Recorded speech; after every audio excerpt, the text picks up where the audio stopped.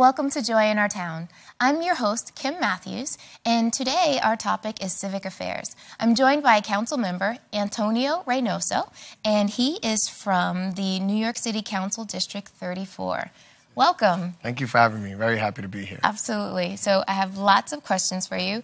Not many people know all of the things that City Council does or council members do. So we've got lots of questions for you. So how about this? How about you tell me the district that you represent? So I represent the 34th District, which is in Brooklyn and Queens. I represent Williamsburg and Bushwick in Brooklyn and Ridgewood in Queens. So tell me what the progressive movement is. So the progressive movement is just, we're pushing legislation that specifically is going to address inequity.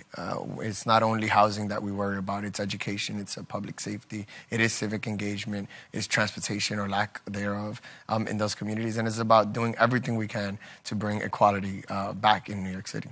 Okay, so what do you do, actually? What do council members do? So our primary function is to write laws. We legislate. So we write laws that we think can affect change both locally and citywide.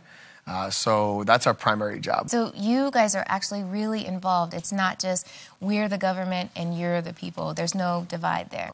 If you give people the opportunity to be a part of something, they would actually absolutely take advantage of it. So just giving people the opportunity to have a voice ignites a fire under people, and it's exciting. We've already had more than 700 people participate in our participatory budgeting meetings. Wow, that's really good. Okay, so tell me, so what are some of the things that people would reach out to engage a council member?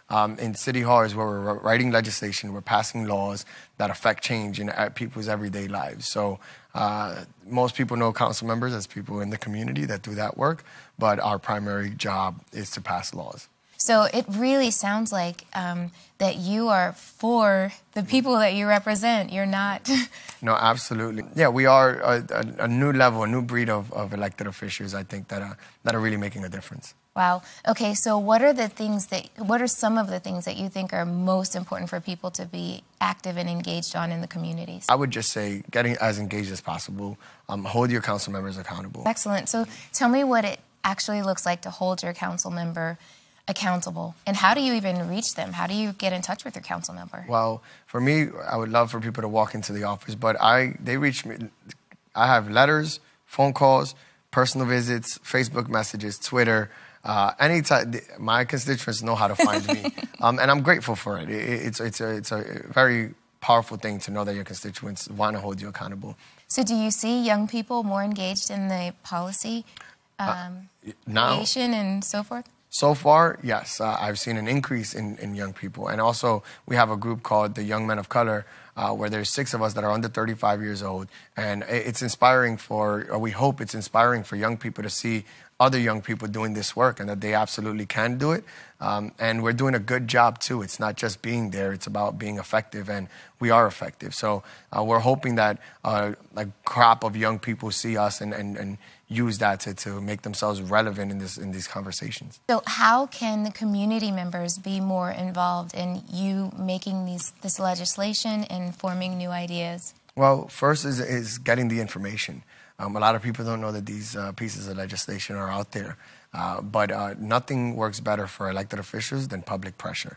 And public pressure is awesome. So what I do is I try to educate my community and educate the city of New York on these types of issues. I hope that naturally there's a groundswell of people that care about the issue and that they demand that it gets passed. But it is my job. I got to be a good legislator. I have to be a good legislator, and I have to make sure that I communicate clearly and rightfully or strongly to my colleagues so that they support me and that we can get this thing passed so we can start affecting lives. You sound really passionate about this. Why? Well, when I've been stopped and frisked twice in my life, and one of the times they were doing it unlawfully. I wasn't aware that was what was happening. I had faith, or I believed that the officers were going to behave appropriately. I held them to a high standard.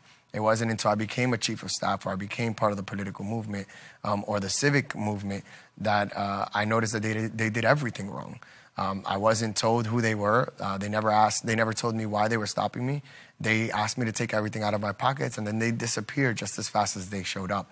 And that was a very trying time in my life. I would have in any other situation, I could have been angry, I could have done something wrong, and could have destroyed my life in that one instance because of bad procedure. I never want any young person to have to go through that experience that I went through, and I want the interactions between police and community to improve. I don't want it to get worse. And I think that what I'm pushing now is about building community and policing relations that are much stronger and much better. You're doing a great job. Thank you so much. Thank you.